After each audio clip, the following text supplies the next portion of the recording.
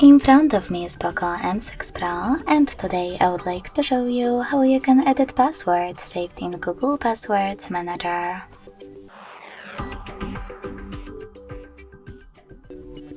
Begin by accessing Settings and scrolling all the way down to access Google. Then tap on All Services.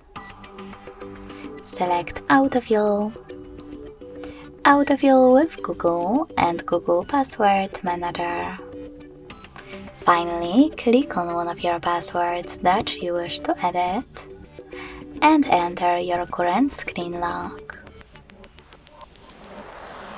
Then click on Edit button and change wherever you want to. When you finish, just click on Save at the top right corner. So when I do that, as you can see, my password has changed.